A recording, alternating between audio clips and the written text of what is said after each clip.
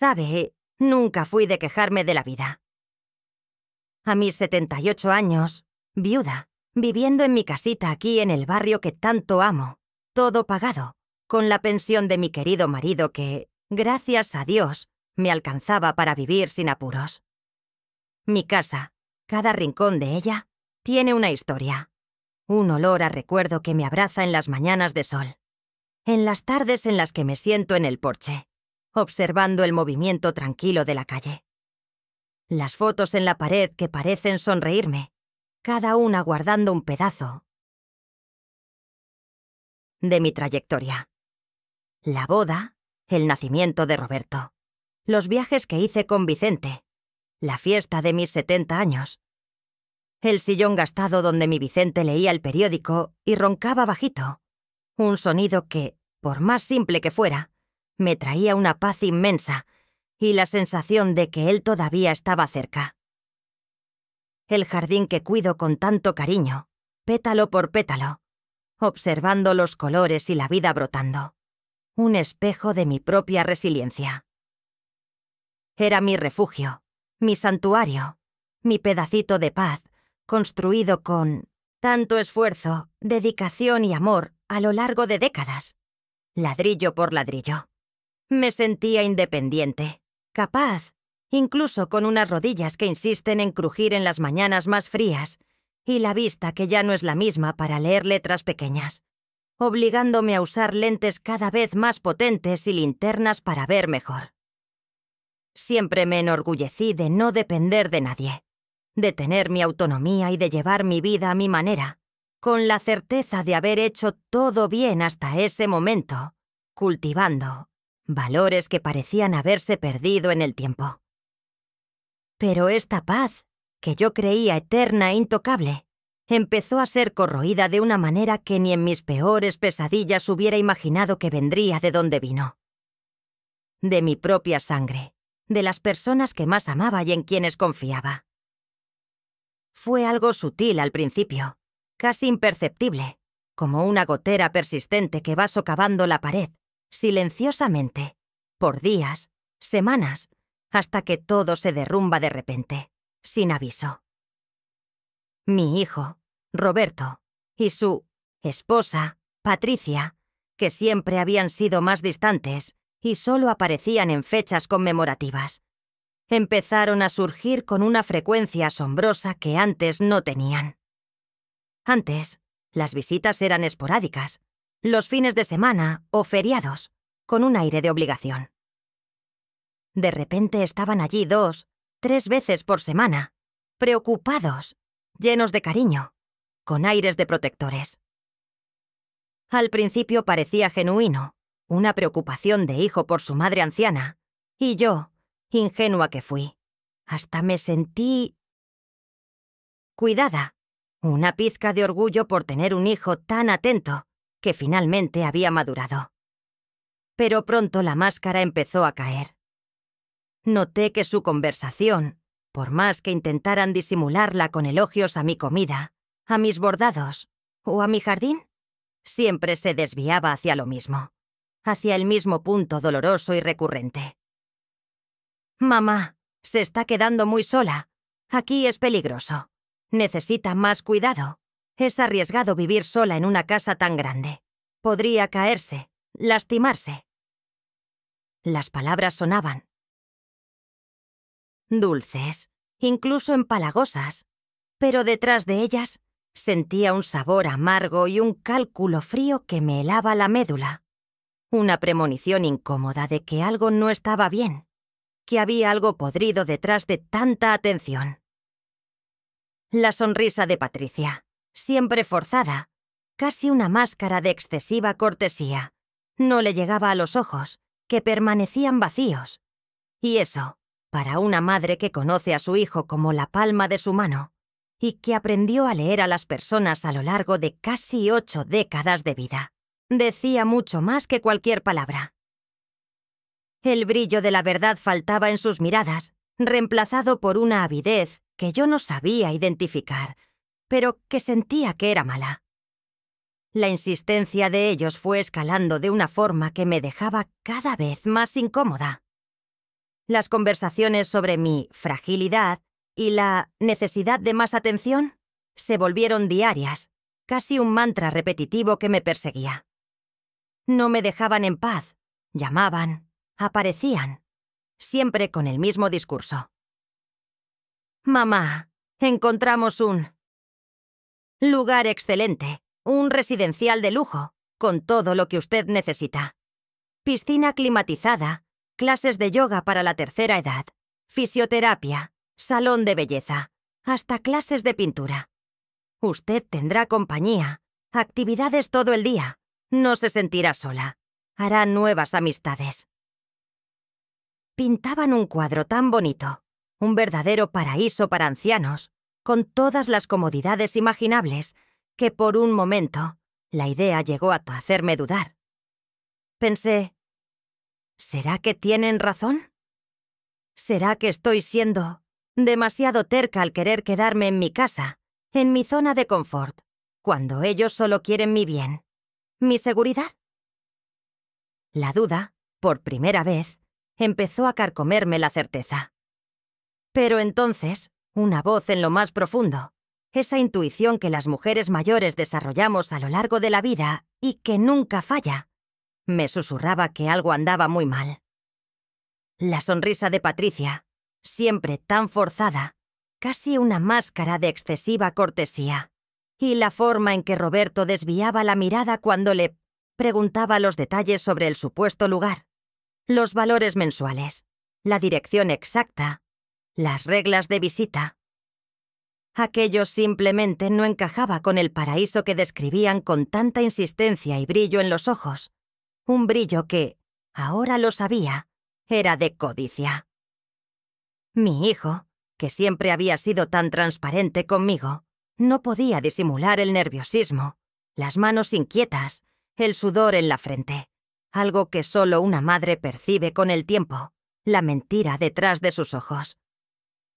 El golpe real, el impacto que me hizo despertar de una vez a la crueldad que se estaba tramando, llegó una tarde de jueves, un día que jamás olvidaré y que quedó grabado en mi memoria con fuego. Estaban en la sala, hablando en voz baja, pero no tan baja como pensaban, demasiado relajados, creyendo que yo estaba en mi cuarto durmiendo la siesta, como suelo hacer después del almuerzo. Había ido a la cocina a buscar un vaso de agua, sintiendo una sed repentina, y me detuve en la puerta, petrificada, el vaso casi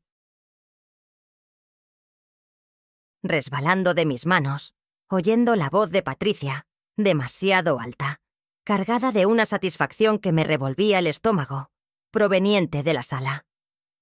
Las palabras que oí en ese momento me quitaron el suelo, destruyeron por completo la imagen que tenía de ellos, toda la fe que aún depositaba en mi hijo. Roberto, por el amor de Dios, tenemos que vender esta casa pronto. ¿Viste cuánto vale? Es nuestra oportunidad de salir del agujero y pagar todas las deudas. Y a la vieja, la metemos en esa casa. De reposo subsidiada, un lugarcito mucho más barato, como un depósito de viejos, para no gastar mucho. Ella ni se va a dar cuenta de la diferencia, vive en las nubes, le decimos que es un spa, y se lo traga. Mi cuerpo se heló de arriba abajo, un frío que venía de adentro, más profundo que cualquier viento invernal, un frío en el alma. Esas palabras me golpearon como piedras afiladas, directo en el corazón, desgarrándolo sin misericordia. ¿Depósito de viejos? ¿Así me veían? Y mi casa, mi hogar, mi refugio de una vida, se convirtió solo en un número, un valor de mercado, un billete de lotería para resolver sus problemas financieros. En ese momento la ficha cayó de una manera brutal y definitiva, y entendí que estaba siendo engañada, traicionada, deshumanizada por los míos, por aquellos de quienes esperaba amor y protección hasta el final de mi vida. La rabia me invadió de una forma que no sentía hacía años, quizás desde que Vicente se fue, y tuve que lidiar con el dolor de la perdida sola, con la responsabilidad de criar un hijo sin su padre, enfrentando todas las adversidades de la vida sin quejarme. Una rabia fría, cortante, que quemaba por dentro, como un fuego gélido que lo consume todo, mezclada con una tristeza tan profunda que me dolía el pecho, como si me faltara el aire y no pudiera respirar. Un peso aplastante. Mi propio hijo, la sangre de mi sangre, el niño que crié con tanto sacrificio, al que alimenté, consolé en las fiebres, apoyé en los momentos difíciles de la adolescencia, y su esposa, tramando para deshacerse de mí como si fuera un mueble viejo, inútil, sin valor sentimental. Y además, con intenciones tan sucias, mezquinas y viles, pensando solo en el lucro. En ese instante, la señora frágil e ingenua que ellos querían hacerme creer que yo era, desapareció por completo. Se evaporó en el aire. Dio paso a la verdadera doña Fátima, esa que enfrentó la vida entera con la cabeza en alto, que crió a un hijo sola por un tiempo, que nunca se doblegó ante las dificultades de la vida, que siempre luchó por lo justo y no aceptaba que la engañaran.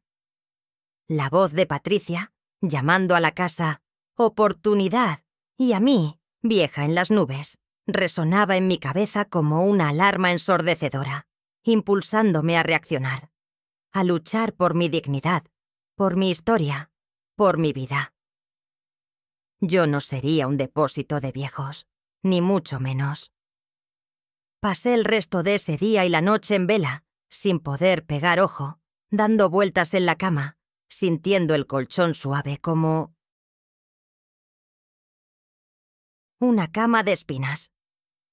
Repasaba cada conversación, cada mirada despectiva, cada gesto falso de ellos, como si estuviera viendo una película de terror en cámara lenta. La memoria me traía de vuelta escenas que antes parecían inocentes. Un Roberto preocupado porque subía las escaleras. Una Patricia amable, insistiendo en ayudarme con el almuerzo. Pero ahora, todo revelaba el plan nefasto, la manipulación meticulosa. Todo encajaba como un rompecabezas macabro, pieza por pieza, revelando la farsa, que ellos montaron con crueldad. La falsa preocupación, las visitas cariñosas, que en realidad eran inspecciones para evaluar el producto, mi casa y el activo, yo misma. Los elogios forzados al supuesto residencial de lujo que nunca existiría para mí, solo en mi imaginación. Era todo un teatro, una trampa cruel que estaban armando para su propia madre, sin una pizca de remordimiento o consideración humana. Pero ellos no sabían con quién estaban tratando. Subestimaron no solo mi mente, que es más aguda y perspicaz de lo que imaginan, a pesar de las canas y las arrugas de expresión, sino también mi fuerza de voluntad, mi capacidad para luchar por lo que es mío y por mi autonomía. Y sobre todo, subestimaron lo mucho que sabía de mis propias finanzas, que, a diferencia de lo que pensaban, estaban muy bien organizadas y seguras, fruto de una vida entera de trabajo, ahorro y prudencia de mi Vicente, quien me enseñó a nunca depender de nadie.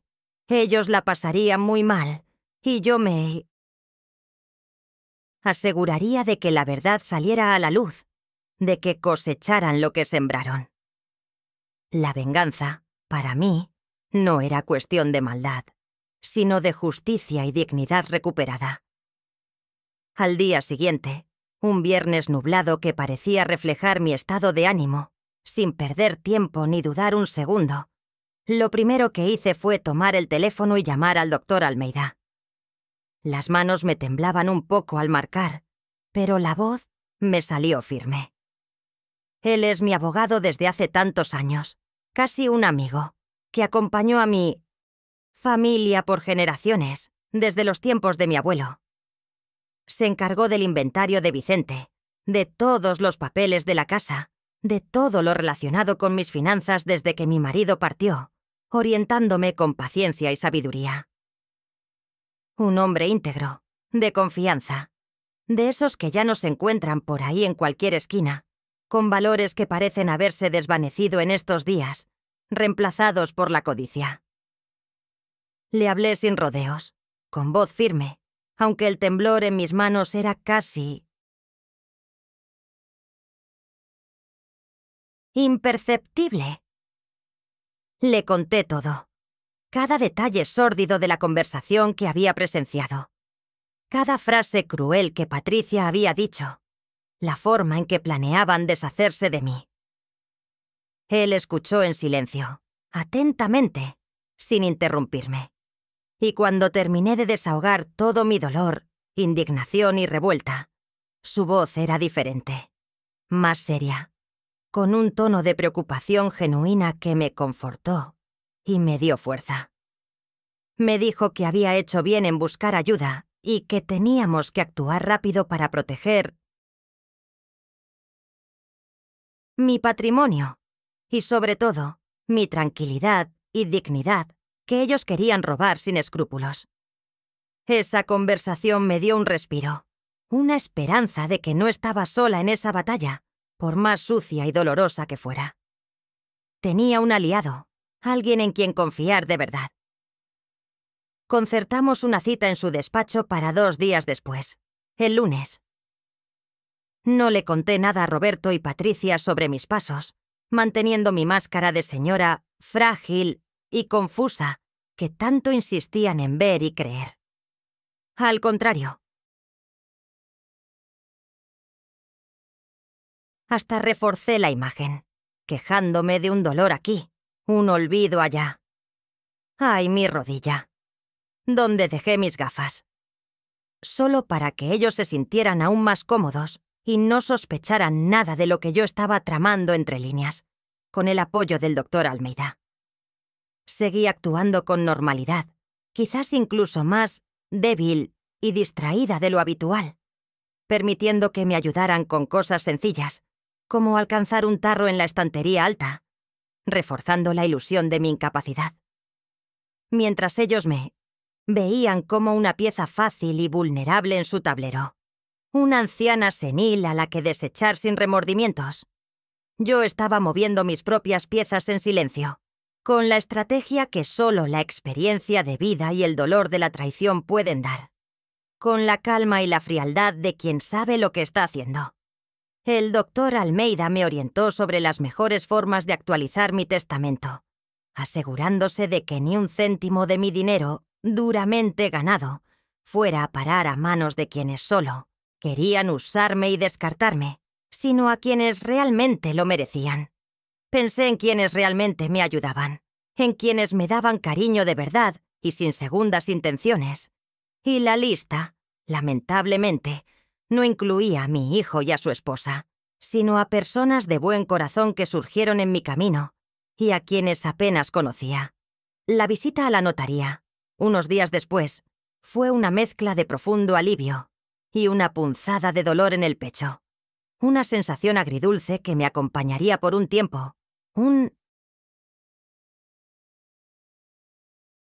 recordatorio constante de la herida abierta. Firmar esos papeles, cambiar el destino de todo lo que construí con tanto sacrificio junto a mi Vicente, sabiendo que lo hacía para protegerme de mi propio hijo y de su codicia, era surreal, increíble, una herida abierta en el alma que nunca cicatrizaría por completo. Pero la decisión estaba tomada, y yo sabía, en lo más profundo de mi corazón, que era la correcta, la única que me devolvería la paz de espíritu y la dignidad que ellos intentaron robar. Mi casa, mis ahorros, mis pensiones, todo se destinaría a algunas instituciones benéficas de aquí de la ciudad, esas que realmente hacen un trabajo hermoso y ayudan a quienes lo necesitan de verdad, sin pedir nada a cambio, solo por el bien. Y también a Camila, la vecina más joven que siempre fue un ángel en mi vida, que me ayudaba con las compras pesadas del supermercado, que venía a conversar y tomar un café, que me traía un bizcocho de maíz calentito sin pedir nada a cambio, solo por el cariño y la buena voluntad. Personas de buen corazón. Esas sí merecían lo que yo tenía para ofrecer. El fruto de toda una vida de trabajo y ahorros.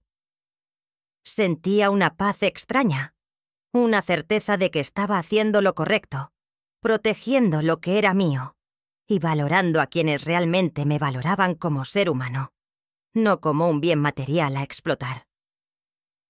El día de la confrontación llegó sin que ellos esperaran lo que estaba por venir. Era un martes soleado, irónicamente, y vinieron con la excusa de traer unas muestras del supuesto residencial, con esos folletos llenos de fotos de ancianos sonrientes en escenarios lujosos, que ahora me parecían grotescos. Vinieron con su charla de siempre, sobre la casa de reposo maravillosa y los cuidados urgentes que yo necesitaba, con Patricia casi cantando las virtudes del lugar. Patricia, con esa sonrisa falsa y calculadora que yo ya conocía tan bien. Y Roberto, que apenas me miraba a los ojos, evitando el contacto visual, con la cabeza baja, probablemente avergonzado de lo que estaba a punto de hacer, pero aún así, determinado a concretar el plan. Estaban tan seguros de su plan, tan confiados de que yo era solo una viejecita ingenua y fácil de manipular, que no notaron el cambio en mi mirada, la determinación en mis facciones. Respiré hondo. Mi corazón latía fuerte en el pecho, casi saliéndose por la boca. Pero mi voz se mantuvo firme. Tomé la carpeta que el doctor Almeida me había dado, con las copias de los documentos, y la puse sobre la mesa de la sala, justo en el centro, entre nosotros, un símbolo de mi nueva realidad. El ambiente cambió al instante, se volvió pesado, casi sofocante, como si la temperatura hubiera bajado bruscamente. Se miraron, confusos, la sonrisa de Patricia se congeló en su rostro. Y Roberto, por primera vez, fijó la mirada en mí, sorprendido, con los ojos muy abiertos. Fue mi turno de hablar, y juro, la voz me salió más fuerte y clara de lo que imaginaba, cargada de todo mi dolor e indignación, acumulada, de todos los años de respeto que ellos habían perdido. Empecé con mucha calma, con un tono de voz que los tomó por sorpresa, hablando de mi vida, del valor inestimable de esa casa para mí, de mis recuerdos allí dentro, de cada mueble, de cada rincón que fue testigo de mi historia de vida. Hablé del sudor de Vicente para construir cada ladrillo, de los años de sacrificio para pagar cada cuenta, para que yo tuviera seguridad y paz en la vejez, un futuro sin preocupaciones. Intentaron interrumpirme con frases como: «Mamá, está divagando. No es momento para eso. Necesitamos ser prácticos». O «Vamos a hablar de su futuro, mamá, de lo mejor para usted», con un aire de impaciencia y superioridad. Pero no los dejé. Continué, con la voz firme y la emoción contenida, pero visible en mis ojos, que ahora brillaban con una determinación fría. Continué, contando cómo me sentía bendecida por tener una vida tranquila y lo importante que era mantener la dignidad en la vejez. Algo que ellos parecían haber olvidado por completo en su búsqueda de dinero fácil. La tensión en la sala era palpable, casi se podía cortar con un cuchillo. El aire estaba denso, pero no me inmuté. No retrocedí. Seguí adelante con lo que tenía que decir, cada palabra cuidadosamente pensada. Luego, llegué al punto principal, el motivo de todo, el detonante de esa situación que ya no podía tolerar. Miré directamente a Patricia, con una mirada que, lo sé, la atravesó, la hizo estremecer, y dije, con la voz embargada por el dolor, pero firme, cada palabra pesando en el aire: «Escuché su conversación, Patricia. La escuché decir que mi casa era solo una oportunidad de negocio para saldar sus deudas, y que yo sería arrojada a un depósito de viejos. Un lugar mucho más económico. Un basurero, como usted lo describió. Escuché cada palabra de esa conversación y me destrozaron por dentro. Me hicieron ver quiénes son ustedes realmente, su verdadera cara. Su rostro se puso blanco como el papel. La boca se abría y cerraba sin sonido, en pánico. Y Roberto, bueno, parecía encogerse en la silla, sin saber dónde meter la cara. La desesperación comenzando a apoderarse de ambos. La realidad golpeando a la puerta. El shock de ellos fue tan grande, tan visible en sus facciones, que por un momento hasta me sentí mal por haber tenido que llegar a este punto con mi propio hijo. Pero sabía que era necesario, vital para mi supervivencia y para mi paz mental.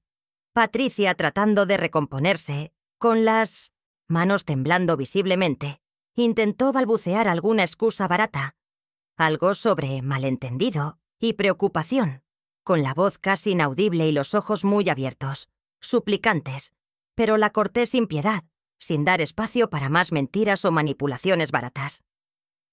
No intente mentir, Patricia. Ya no sirve de nada.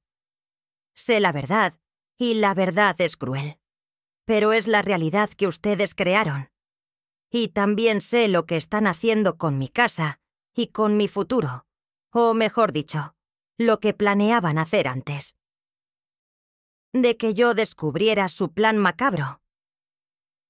Tomé los documentos de la carpeta y los puse frente a ellos, uno por uno, lentamente, como si estuviera echando las cartas sobre la mesa de un juego que ellos pensaron que ganarían. La copia de mi Nuevo Testamento, debidamente registrado en notaría, con todas las firmas y testigos. Los extractos bancarios que mostraban que mis ahorros estaban seguros y lejos de su alcance. Todo allí, probando mis palabras, demostrando que yo tenía el control total de la situación y que ellos ya no tenían poder sobre mí.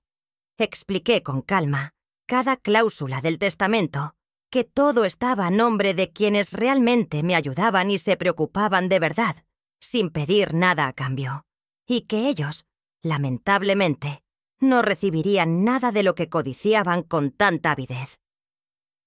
El silencio que siguió fue ensordecedor, roto solo por la respiración pesada de ellos y por mi propio corazón, que poco a poco se tranquilizaba, sintiendo el peso de la justicia.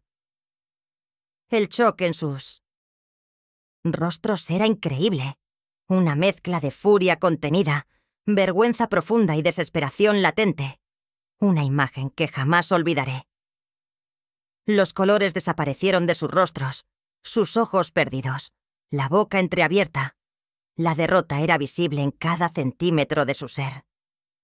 Roberto, que hasta entonces parecía petrificado, sin reacción, intentó argumentar de nuevo, con la voz embargada, casi un susurro de quien está perdiendo todo, el rostro rojo de vergüenza y rabia. «Mamá, ¿cómo pudo hacernos esto? Somos su familia. ¿Cómo puede quitarnos todo a nosotros, a su propio hijo, a su propia nuera? Estamos en apuros, mamá, endeudados hasta el cuello». Él parecía genuinamente sorprendido por mi actitud, como si yo fuera la villana de la historia, la responsable de sus problemas, y no ellos mismos por sus malas decisiones. Pero yo, por primera vez en mi vida, no cedí a ese chantaje emocional barato que tantas veces me manipuló en el pasado, haciéndome ceder a sus caprichos. Respondí, con la voz firme que resonó en la sala, cargada de toda mi frustración y dolor, pero también de una nueva fuerza. Familia es quien cuida, Roberto. Familia no trama para arrojarte a un depósito de viejos para quedarse con lo tuyo. Familia no piensa en venderte como si fueras un objeto, una molestia, una moneda de cambio. Yo construí todo esto con mucho sudor, con la ayuda de tu padre, y mi dignidad no tiene precio, ni se compra con tus deudas. Ustedes dos cruzaron una línea que jamás debieron haber cruzado, una línea de decencia y moralidad que ahora les sale cara. Y ahora deben afrontar las consecuencias de sus elecciones y de su codicia. Sus deudas no son mi responsabilidad, pero mi dignidad sí lo es.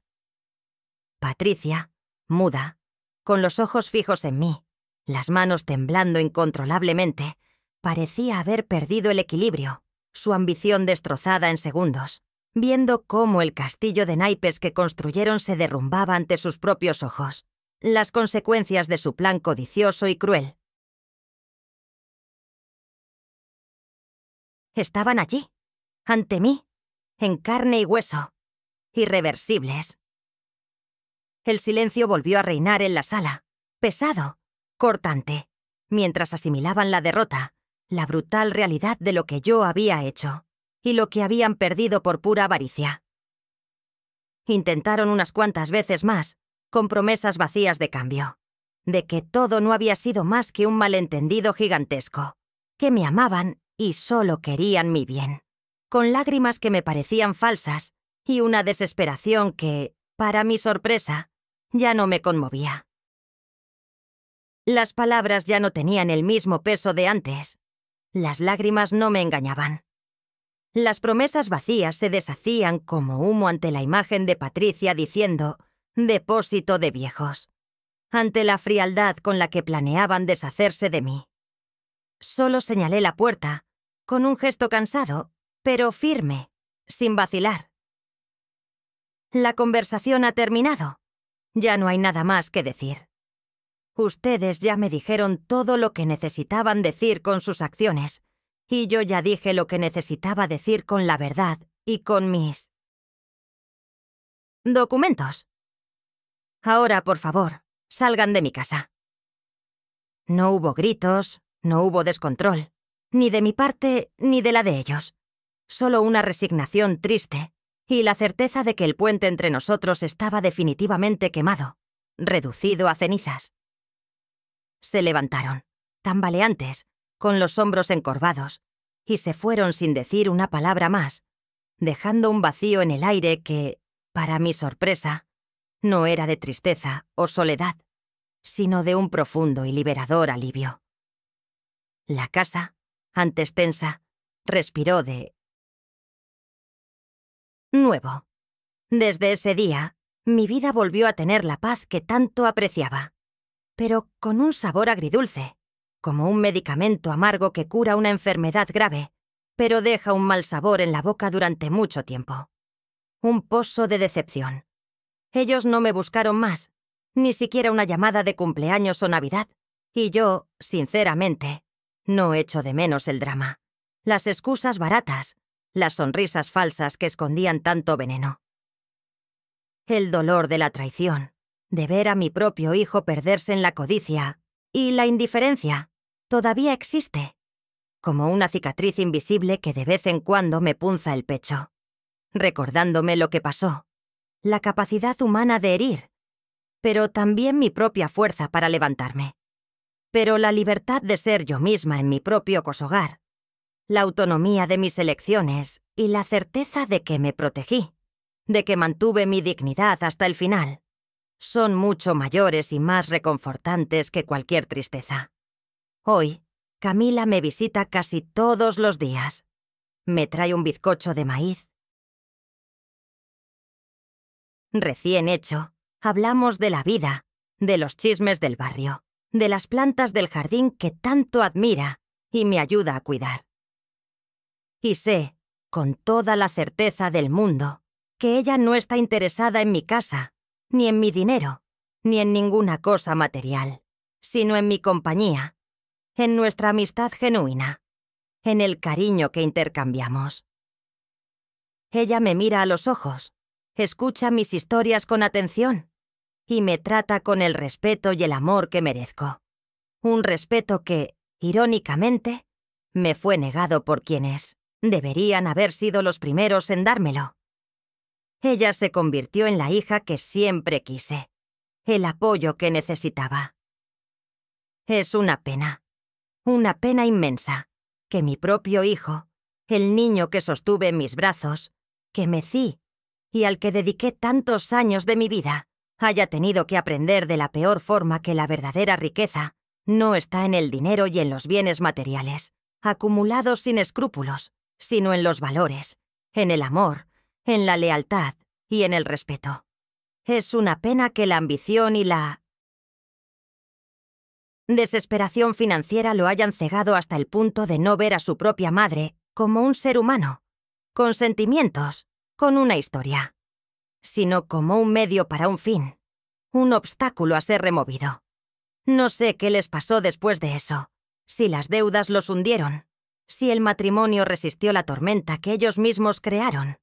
Y para ser sincera, ya no me interesa. No hay lugar para ellos en mi vida, no después de lo que hicieron. La vida continúa, y yo, doña Fátima, sigo firme, en mi casa, con mis recuerdos intactos y la certeza de que, a pesar de todo el dolor y la decepción, vencí la batalla más dura e inesperada de mi vida, aquella que nunca imaginé que enfrentaría contra mi propia sangre. Sigo mi camino, con la cabeza en alto, mirando mi jardín florido, mis flores que florecen cada primavera, y agradeciendo por haber tenido la fuerza, la lucidez y el coraje para no dejarme ser otra víctima de la codicia y la falta de consideración. Mi casa, mi hogar, es mi puerto seguro, lleno de paz, un testimonio de mi victoria.